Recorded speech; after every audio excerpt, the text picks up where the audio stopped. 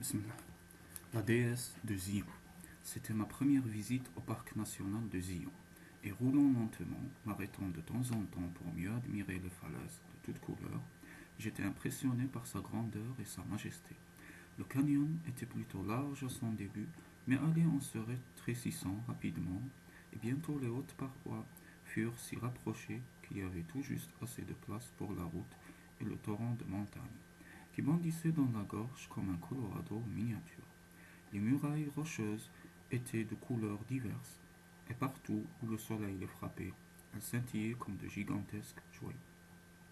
Peu de touristes étaient attirés en cette dernière semaine d'août par ce vaste lieu d'une grande beauté. De temps en temps, une automobile passait, mais pendant de longues minutes, j'éprouvais un sentiment de solitude et d'isolement du monde. Je me surprenais à regretter de n'avoir pas emmené ma chienne. Elle n'aurait pas apprécié le paysage, certes, mais elle m'aurait au moins tenu compagnie. J'atteignis enfin le bout de la route. Je n'avais plus rien à faire sinon revenir en arrière, ou alors laisser la voiture et marcher pendant quelques kilomètres le long de la piste. L'ombre devenait dense, bien qu'on ne fût encore qu'au milieu de l'après-midi. Au fond du canyon, c'était le crépuscule. Comme je garais ma voiture sur le bas-côté, je me tournai vers la gauche et j'aperçus l'immense trône blanc. Une énorme montagne aux parois presque lisses, dressant sa masse oppressante à des centaines de mètres sur un fond de ciel bleu. Une montagne d'une singulière blancheur, sans aucun arbre, aucune forme de végétation, et en sommet, une ouverture circulaire, d'une forme si parfaite qu'elle semblait avoir été creusée là par une tarière gigantesque. Quel lieu pour y bâtir un temple afin d'adorer un dieu, me dis-je, et je me posais une question. Qu'y a-t-il de l'autre côté de ce trou? Y est-on jamais passé pour savoir? Avant que j'aie seulement le temps de songer à une réponse, une voiture se gara derrière la mienne et son conducteur en descendit pour venir me joindre. C'était un jeune homme blanc aux yeux bleus. Avant qu'il me parle, j'avais déjà eu l'impression d'un dieu grec, pas Jupiter ni Vulcain, mais plutôt Apollon ou Mercure. Pas mal, observa-t-il en contemplant la montagne blanche. Plus que pas mal, répliquai-je. Elle a une façon mystérieuse de me poser des questions, auxquelles je ne puis, du moins pour le moment, trouver de réponse. Elle vous intrigue?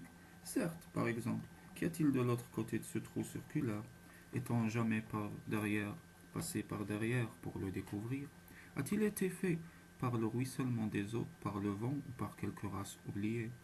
Je suppose, commenta-t-il, que c'est votre première visite aux Zion. Vous n'êtes jamais monté au sommet. Jamais, et c'est en effet ma première visite. Êtes-vous monté là-haut? Oui, du moins je le crois, mais c'était il y a longtemps, très très longtemps. Aimeriez-vous y grimper? Pas cet après-midi, dis-je, en consultant ma montre. Je n'ai aucune envie de passer la nuit à mi-hauteur, et je pourrais envisager l'escalade demain. Vous viendriez vraiment avec moi demain? Demanda-t-il avec empressement. Oui, si vous pensez que nous puissions atteindre le sommet et en découvrir davantage sur cette ouverture. J'accepterai votre invitation. Il y a combien de temps que vous y êtes allé? Je vous le dirai demain. Nous pourrions aller dîner et passer une bonne nuit, et ensuite nous retrouver ici à l'aube. Nous serons constamment ensemble demain, alors il vaut mieux que nous nous voyions guère aujourd'hui. Je crois qu'il fera déjà jour vers 4 heures du matin, et nous pourrons laisser nos voitures ici même. Je vous conseille d'apporter de quoi manger, du chocolat et des sandwichs. Ce que vous voudrez, ce sera une longue marche. Dangereuse? Pas particulièrement. Glissante par endroits, et vous feriez bien d'avoir des chaussures à semelles de caoutchouc. Mais nous n'aurons pas besoin de cordes. Pour peu que vous ayez fait un peu d'alpinisme, vous n'aurez aucune difficulté. Naturellement, il y a bien des années que je suis monté là-haut, et le sentier a pu changer. Si vous trouvez cela trop difficile, je continuerai seul. En fait, je le devrais. J'ai promis d'être là. Je ne voyais aucune réponse à cette déclaration. Je ne voulais pas me montrer trop curieux. Je lui dis donc que je serais au rendez-vous et je remis ma voiture en marche. Je passai cette nuit-là au petit chalet, dans le canyon. Après dîner, je parcourus toute la littérature que j'avais à ma disposition, particulièrement les détails historiques, mais ne trouvai rien sinon que le canyon avait été découvert par les Mormons et n'avait été classé que depuis peu parc national, ouvert au tourisme grâce à la construction d'une route. Avant de me coucher, je demandai à l'employé de la réception si quelqu'un était jamais monté au sommet de la montagne blanche. Pas que je sache, me répondit-il en riant. Je ne sais pas pourquoi on voudrait grimper là-haut, sinon pour s'en vanter. Bien sûr, j'ignore ce qu'il y a de l'autre côté et à mon avis, il faudrait être une mouche humaine pour l'escalader. Le lendemain, je m'habillai, déjeunai, et à 3h30, j'étais au volant de ma voiture. Au bout des 6 kilomètres de route, j'aperçus les feux arrière d'un autre véhicule. Il y avait un peu de jour, mais guère. L'homme était debout à côté de sa voiture et m'attendait visiblement. Nous nous saluâmes et exprima son plaisir, ainsi qu'une légère surprise de me voir au rendez-vous. J'avoue que je ne vous attendais pas. Avant toute autre chose, si nous faisons connaissance, je m'appelle Leif Larsson et depuis quelques années j'habite dans le Wyoming. John Erickson, me répond, présentai-je, de Boston. Cultivé, si l'on veut, si quelques diplômes sont une preuve de culture. Pas du tout, sensible à l'occulte, guère, encore que je ne vois pas ce que vous voulez dire. Ou plutôt, je ne vais pas, je ne sais pas au juste dans quel sens vous employez le mot. Aucune importance pour l'instant. N'est pas très clair, mais je pense que vous y verrez si vous me suivez. Vous connaissez le chemin? Je devrais. Pendant 3 heures, je le suivis le long d'un endroit sentier sinueux qui montait légèrement. Il marchait vite, avec l'aisance et la grâce d'un daim ou d'un puma. Souvent, il devait s'arrêter pour m'attendre. À 9 heures, il s'assit et je fus heureux de me reposer. Nous étions entourés de parois abruptes qui semblaient être un canyon secondaire. Les murailles étaient très hautes et la roche noire en vermillon. Mon compagnon tira de sa poche un gros morceau de craie. À partir de là, il vaut mieux marquer la piste. Vous pourriez avoir à redescendre seul. Je suis déjà perdu, avoua-je avec un rire nerveux. Non, à partir d'ici, vous n'avez qu'à descendre par le chemin le plus facile et il vous ramènera à la route. Mais tandis que nous avancerons, tracez simplement une croix ou une flèche tous les 15 ou 20 mètres sur le rocher. Sans rien ajouter, il repartit et nous pénétrâmes dans une fissure tout juste assez large pour une personne et dont les parois étaient blanches. Une fois ici, expliqua Larsen, il n'y a que deux directions possibles, en avant ou en arrière. Plus loin, le sentier s'élargit considérablement, mais il n'y a nulle piste transversale jusqu'à ce que nous arrivions au sommet du grand tremblant. Il y a pas mal de temps que je suis venu et cela n'a pas du tout changé. Après le prochain tournant, il y a des peintures rupestres. Il avait raison. Sur la roche blanche, peinte en noir, rouge et jaune éclatant, les images s'élevaient à 6 ou 7 mètres du sol. Un jour, elles seront découvertes et relevées et on écrira un livre à leur sujet. Tout ce que je puis dire pour le moment, c'est qu'il y avait au moins 300 figures, grandeur nature, très artistement traitées et aux couleurs à peine fanées. Des hommes, des femmes et des animaux. Les hommes et les femmes se battaient, travaillaient, faisaient l'amour ou leur dévotion. Les animaux, je reconnus le mammouth à ses longues défenses recourbées vers le bas, le bison, le cerf et peut-être le castor. D'autres semblaient remonter à des millénaires, 1 million d'années peut-être. Il y avait des symboles, la croix, le svastika, ou croix gammée, le croissant. Les hommes et les femmes étaient bruns et rouges, mais très haut au-dessus de toutes les silhouettes de la paroi. Il y avait une femme blanche aux cheveux d'or. Elle avait été peinte sur un fond noir. Dans une main, elle tenait un serpent qui paraissait se tordre, et dans l'autre, un épi de maïs. Je marchais lentement, mais quand je vis, en me tordant le cou, l'image de cette femme blanche, je m'arrêtai et m'assis. Mon compagnon me rejoignit. C'est un groupe de peintures rupestres tout à fait remarquable, m'exclamai-je. Je ne prétends pas être expert en la matière, mais j'en sais suffisamment pour comprendre que ce sont sans doute les plus belles d'Amérique. Ce que je ne comprends pas, c'est que personne ne les ait déjà découvertes. Il devrait y avoir une bonne piste montant ici, avec des panneaux indicateurs et tous les visiteurs de Zion pourraient venir les admirer. J'ai bien peur qu'une telle publicité gâche tout. Pouvez-vous imaginer ici un stand de limonade et de sandwich et des cartes postales, des brochures racontant toute l'histoire? Elle n'aimerait pas ça, je le crains. Vous voulez dire que cette ravissante femme là-haut, sur la paroi, n'approuverait pas? Ce n'est qu'une peinture, après tout. Je n'en suis pas tellement sûr. Et vous?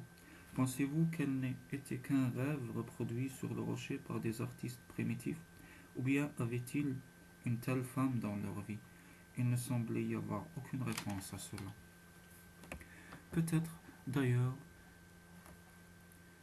ne voulait-il pas de réponse à ces questions. Du moins, pas à ce moment.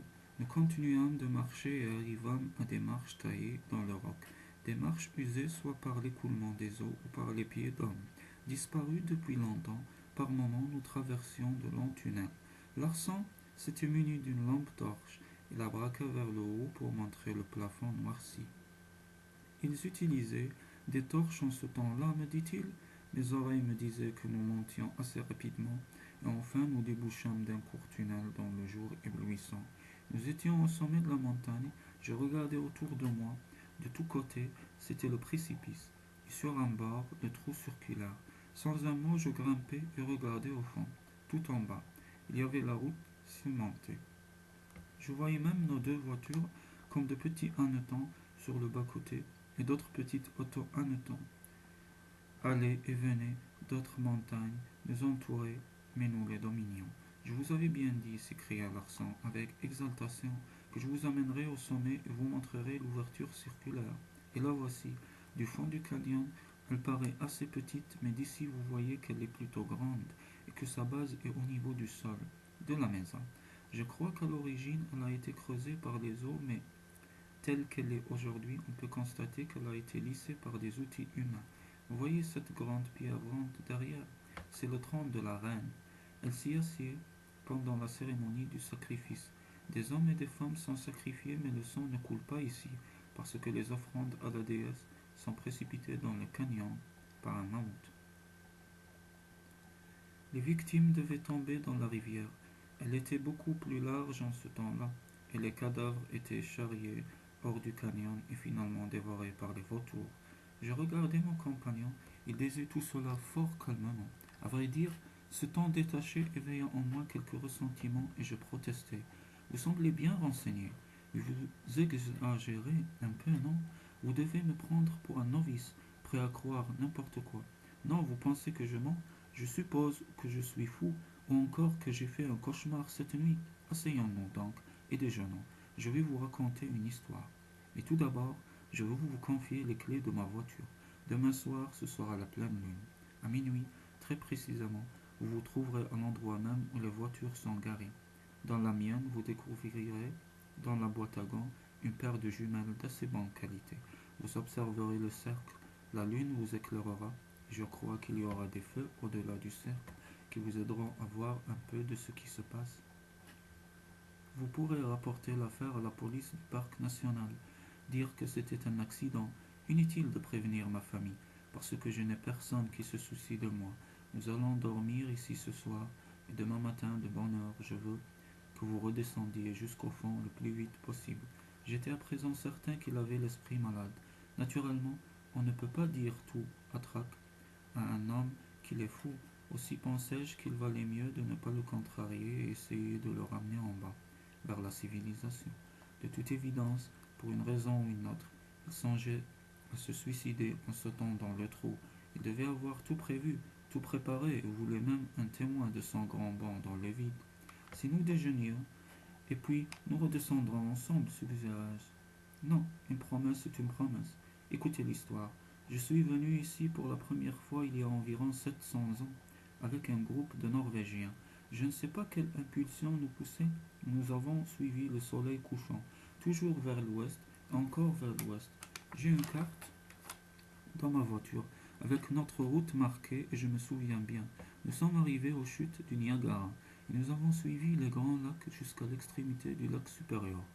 Et de là, nous avons marché vers l'ouest et le sud, pas en pas. Comprenez-vous? Parce qu'alors il n'y avait pas d'automobile et pas de chevaux. Nous voyagions pendant le printemps et l'été, et à l'automne nous bâtissions des huttes et ramassions du bois et des provisions pour l'hiver. Nous calculions le temps comptant les hivers. Aucun de nous ne savait écrire, nous étions des guerriers, pas des savants. Des difficultés ne manquèrent pas. Des combats, il y en a eu beaucoup. Aussi par moments nous étions traités comme des dieux, à d'autres traqués comme des bêtes sauvages. Un à un, mes compagnons sont morts. Finalement, je me suis retrouvé seul au bord du grand lac salé. Je me souviens d'y avoir nagé de là. Je suis descendu vers le sud et puis arrivé enfin à ce canyon. C'était l'été et la chasse était bonne. La rivière était presque 3 fois plus large qu'aujourd'hui. J'ai vu pour la première fois cette montagne blanche avec l'ouverture circulaire, et cette nuit-là, j'ai été capturé par les hommes bruns, par des Indiens. Non, du moins. Ils ne ressemblaient pas aux Indiens que j'ai vus depuis. Ils étaient très petits, aucun ne dépassait 1,60 m, et ils étaient d'un brun singulier. Pas cuivrés ni noirs. S'il avait fait jour, j'aurais pu m'enfuir. Mais ils m'ont maîtrisé avant que je sois réveillé. Je ne puis m'empêcher de rire en y pensant. Lief, l'indomptable, héros de 100 batailles en mer, un homme qui n'avait jamais connu la défaite sans défense et captif d'un groupe de petits hommes que j'aurais pu écarter comme des mouches si je les avais rencontrés en plein jour. Ils ne voulaient pas me faire de mal, ils m'ont même donné à manger et ils ont essayé par signe de m'indiquer qu'ils désiraient être mes amis. Mais ils s'étaient emparés de mon armure et de mon épée, et leurs lances étaient longues et redoutables. Même si leurs pointes étaient en pierre, tout ce qu'ils voulaient, semblait-il, c'était que je les accompagne. Comme je ne pouvais rien faire d'autre, je les ai suivis. C'étaient des hommes des cavernes. Je n'ai jamais pu découvrir où ils vivaient exactement. Parce qu'ils m'avaient bandé les yeux, ils n'étaient pas nombreux, pas plus d'une centaine. Je crois en comptant les femmes et les enfants une race en voie de disparition. À un moment donné, ils avaient dû être des milliers parce que leur tumulus d'ossements était considérable. Et maintenant j'en viens à ce que vous aurez du mal à croire. Ils avaient un mammouth. Ici en haut, un très vieux et très grand mammouth, à qui ils apportaient tous les jours de l'herbe et du grain par ce sentier que nous avons emprunté. Vous avez vu l'image de l'un d'eux sur le rocher, vous vous souvenez, avec les défenses tournées vers le bas. Un instant, interrompis-je. Écoutez-moi, je ne voudrais pas être discourtois. Je suis prêt à croire tout le reste de votre histoire, mais ce mammouth, c'est trop. Je veux bien admettre qu'il ait existé de tels animaux à une certaine époque, mais pas au sommet de cette montagne. Pas si cela suppose qu'ils aient emprunté le même chemin que nous. En certains endroits, l'espace entre les parois rocheuses était si étroit qu'ils n'auraient absolument pas pu s'y glisser. Je pensais bien que vous feriez ce genre d'observation. J'ai eu la même idée quand je l'ai vu pour la première fois. Je me suis dit, il est là-haut, mais comment y est-il arrivé? Je l'ai découvert après avoir appris à parler à la reine. Il l'avait attrapé quand il était tout bébé, il l'avait emmené au sommet, il y avait gardé. Il en avait fait un animal familier. Il lui a enseigné des tours, et lorsqu'il lui a atteint sa taille adulte, il était simplement resté là parce qu'il ne pouvait pas descendre. Un mammouth transformé en animal familier. Oui, ils le considéraient presque comme un dieu, et tous les ans, au moment de leur sacrifice, il jouait un rôle important. Il se tenait debout au bord de ce cercle et il lui apportait une offrande. Il entourait sa trempe autour de l'homme, le soulevait dans les airs et le projetait au fond du canyon. Vous l'avez vu faire ça? Oui, pendant 5 ans, le peuple des Embruns partait à la chasse et ramenait des captifs indiens. Il les lavait, les nourrissait, en prenait grand soin, et puis une fois par an, ils se rassemblaient tous ici, ils allumaient leur feu, ils chantaient et adoraient leur déesse, et puis un par un, les Indiens étaient amenés au mammouth. Mais vous, bien entendu, ne vous en jamais jeté en bas, dis-je avec désinvolture. Non, je suppose qu'il l'aurait fait, mais j'ai eu la chance de plaire à la reine, qui leur a dit que j'étais un dieu descendu des cieux, tout comme elle. Alors, puisqu'il la vénérait, il en crut, tout au moins pour un temps. Et vous n'avez pas cherché à vous enfuir? Pourquoi faire? Vous avez vu son image sur les rochers? Pouvez-vous imaginer un homme normal tentant de fuir une femme aussi belle? Pendant la journée, nous nous comportions comme des dieux. Mais la nuit, elle n'était qu'une femme et j'étais un homme. Absolument. Le peuple l'adorait et pour cette raison il me tolérait. Au début, nous communiquions par signes.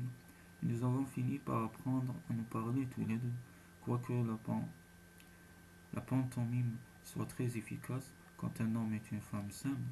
Une fois par an, nous nous réunissions tous ici, précisément là où nous sommes en ce moment, pour le sacrifice rituel.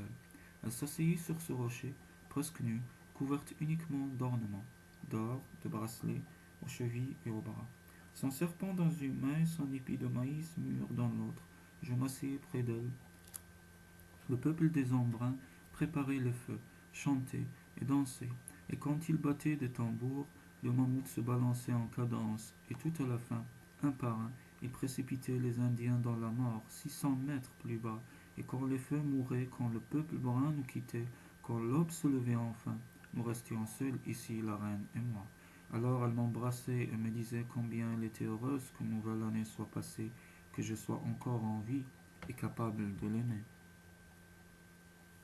Par moments, quand elle me parlait, Je croyais qu'elle était immortelle et ne mourrait jamais, mais elle me dit que ce n'était pas vrai.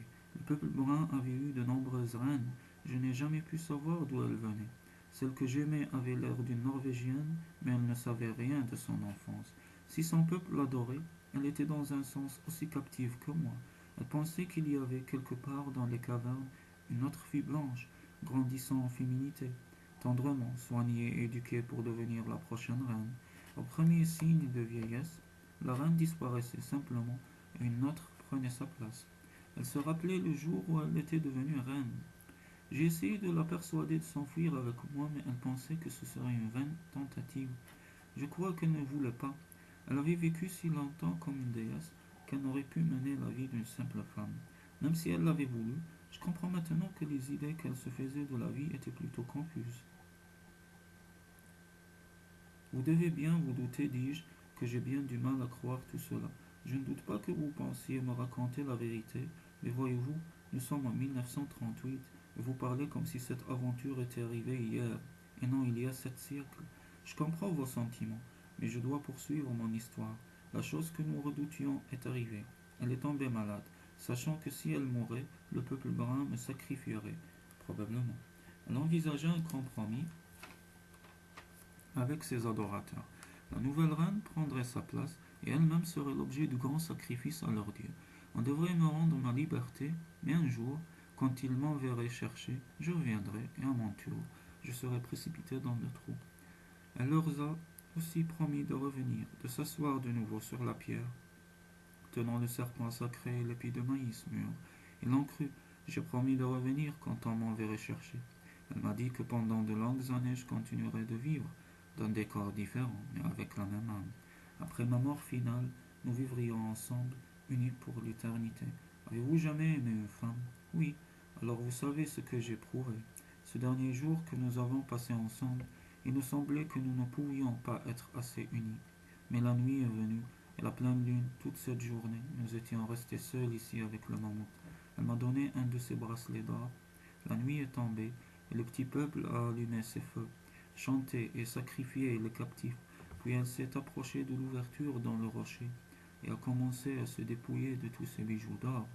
Le petit peuple a fait surgir, comme par magie, la nouvelle déesse, une ravissante jeune fille, et ils l'ont revêtue de tous les ornements, la coiffure à plumes et la robe de daim blanc. Et puis il s'est passé quelque chose de très insolite et de tout à fait inattendu. Ma bien-aimée se tenait nue et belle malgré sa maladie, attendant que le mammouth la soulève et la projette dans le vide. Mais il l'a fait demi-tour, s'est précipité vers la nouvelle reine, l'a soulevée avec sa trempe et retourné au bord du trou et l'a jetée dans le vide. Je ne m'attendais pas à ce dénouement, m'exclamai-je. Ni moi ni personne, répondit-il. Cela a fait sur le peuple des Embruns un effet terrible. Le mammouth, voyez-vous, était un de leurs dieux. Tout ce qu'il faisait était juste. Il avait refusé le sacrifice. Ils se sont tous enfuis par le sentier, nous laissant seuls. Je suis allé prendre dans mes bras ma splendide bien-aimée. Nous sommes restés étroitement enlacés jusqu'à l'aube. Je vous ai dit qu'elle était malade. Quand le soleil s'est levé, je vis que son état s'était aggravé. Le mammouth était malade aussi. Il tournait en rond autour de nous comme s'il voulait nous aider, mais ne savait pas quoi faire. Finalement, il s'est jeté contre les rochers involontairement, brisé ses défenses et s'est précipité dans le vide par l'ouverture circulaire. Ma déesse savait qu'elle allait mourir. Elle m'a dit qu'elle n'aurait pas peur de la mort si seulement elle était sûre de me retrouver ensuite. Elle m'a demandé de la serrer très fort dans ses bras jusqu'à ce qu'elle meure et de jeter ensuite son corps dans la rivière. Ses dernières paroles ont été: tu continueras de vivre jusqu'à ce que je vienne le moment. Et puis quand je t'enverrai chercher, je veux que tu montes ici et que tu me rejoignes. J'ai fait ce qu'elle demandait. Ce n'était pas facile, mais je devais le faire. Et maintenant, après tant de siècles, je suis revenu. Je regrette, dis-je, mais je ne puis croire à votre histoire. Je ne vous en veux pas. Le lendemain, je suis parti et le peuple brun n'a pas cherché à me retenir. Ensuite, mes souvenirs ne sont pas très clairs. Je suppose que je me suis marié, que j'ai eu un fils, lequel s'est marié et a eu un fils, mais au fil des générations, mon âme a survécu dans le fils aîné. Cet âme n'a jamais oublié ce qui était arrivé, ni la parole donnée. Mes descendants se sont mariés, ont eu des enfants, mais l'amour pour la déesse de Zion demeurait. Ils sont finalement retournés en Norvège, et enfin ce corps qui s'appelle Lief Larsson est né. Dès mon enfance, j'ai fait des rêves du lointain passé. Je ne me suis jamais remarié, mais j'ai vécu en aimant une femme de rêve, la reine blanche de Zion. Je ne vous crois toujours pas, déclarai-je. Je vais vous forcer à me croire. Après la mort de ma bien-aimée, j'ai pris les défenses du mammouth et le bracelet d'or et je les ai enfuis sous un tumulus. Vous voyez ce tas de cailloux là-bas? Dessous, il y a l'ivoire et l'or. Je vais les déterrer. Je me répétais que nous étions en 1938, qu'une telle histoire ne pouvait être vraie. Mais il jetait inlassablement des pierres d'un côté et d'autre, et à la fin il découvrit deux défenses, longues de près de 2 mètres et un objet en or massif. Nous allons dormir ici ce soir, murmura-t-il. Demain vous descendrez tout seul. À minuit, prenez les jumelles, le peuple brun peut revenir. Même le mammouth pourrait se réincarner, et alors vous verrez ce que vous verrez. Ne faites pas ça, Larson, suppliai-je en posant une main sur son épaule. Vous êtes malade, très malade, plus que vous ne le pensez. Reposez-vous un moment, et puis redescendez avec moi. Laissez-moi vous conduire dans un hôpital où vous guérirez de cette folle illusion. Il secoua la tête. Je l'aime, monsieur Erickson. Pendant des siècles, je l'ai attendu cette fois. Si nous sommes unis, nous ne serons jamais plus séparés. Nous vivrons heureux, tendrement, pendant des millénaires. Je vous dis qu'elle m'attend. Comment puis-je l'abandonner? Décevriez-vous la femme que vous aimez? Peut-être vous sentirez-vous mieux demain matin. Je me sentirai mieux, mais inchangé. Ah non, la journée a été rude pour tous deux. Si nous dormions. Je dormis malgré la dureté de mon lit de pierre, malgré mon inquiétude et ma nervosité. C'était le sommeil de l'épuisement total, et il apportait des rêves. Je crus voir Larson étreignant une femme merveilleuse.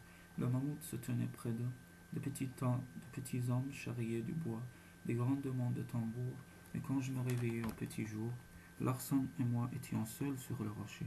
Il me dit de partir et d'emporter la lampe torche et ses clés de voiture. Il me fit promettre d'observer à minuit l'ouverture circulaire, et il me remercia de l'avoir accompagné et d'avoir écouté son histoire. Il conclut en assurant qu'il était très heureux parce qu'il avait passé la nuit avec la déesse de Zion, et qu'il savait que la fin serait glorieuse. Son dernier geste fut de me donner le bracelet d'or, afin que je le garde en souvenir de sa femme merveilleuse et de leur grand amour. La descente fut beaucoup plus facile que ne l'avait été l'escalade. Je n'eus aucun mal à retrouver le chemin.